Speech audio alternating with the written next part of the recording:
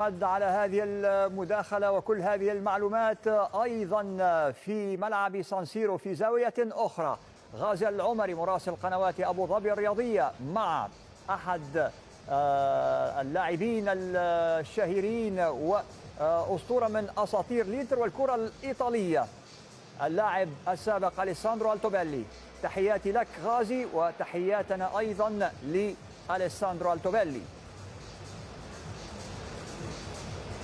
مساء الخير كريم، تحية لك، تحية للكابتن حسن، للكابتن عبد الله، ولكل مشاهدي قنوات أبو ظبي الرياضية. أيضا أحيي أليساندرو ألتوبيلي. سبيلو بوناسيرا، بنفينوتو نوي سو أبو ظبي سبورت. على قناة أبو ظبي الرياضية. شكرا، مساء الخير للجميع. متعة طيبة كما هي العادة. توقعات كبيرة لها قبل بدايتها سواء من جماهير إنتر أو من جماهير نابولي، ضغوطات كبيرة على الفريقين بعد نتائج هذه الجولة وانتصار معظم الفرق الكبيرة. أتحدث مع أليساندرو أكثر وندخل في تفاصيل هذه المباراة. أليساندرو مباراة كبيرة بين البطل العام الماضي والفريق الذي يؤدي أداء جيد خاصة على صعيد النتائج. نابولي الليلة سيقابل نابولي مع الإنتر. نابولي أنطونيو كونتي، نابولي مختلف على السنوات الماضية، كان بعيدا عن الصدارة، ولكن قوتهم هي أنطونيو كونتي. أينما يذهب أنطونيو كونتي الفرق تتحسن، خاصة الفرق ربما لا يلعبون كرة قدم جميلة ولكنهم يحققون النتائج، وأعتقد هذا هو الشيء الأهم في كرة القدم، النتائج قبل اللعب. لذا كونتي أحد هؤلاء المدربين الذي قاد وجلب نتائج لنابولي، وفريق جيد وفريق صعب هزيمته بعد الخسارة الأخيرة ضد أتلانتا. ما هي الظروف التي يأتي بها نابولي لسانسيرو الليلة؟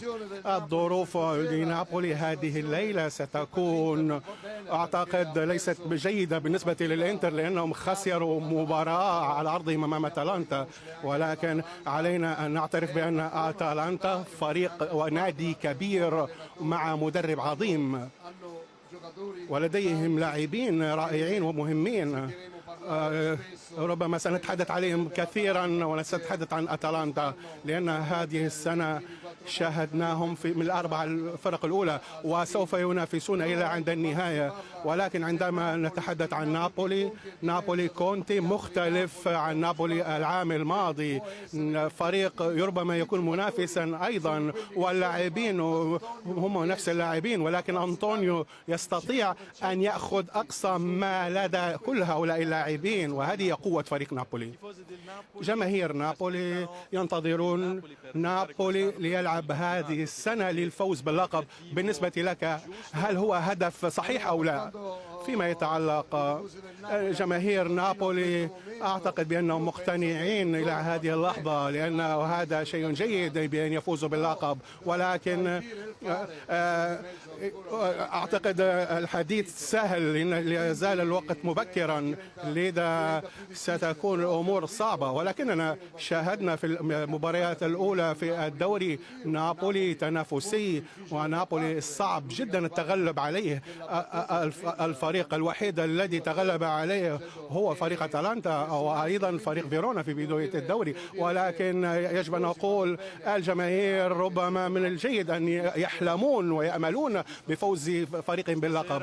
هذه الليلة استسيرا أو يعود لوكاكو مع كونتي الذي يعودون. ربما هناك بعض الأشياء والعواطف يقولون عليها جماهير الإنتر بأن الزاغي مع الإنتر أفضل وتطور أفضل من كونتي وعهد لوكاكو.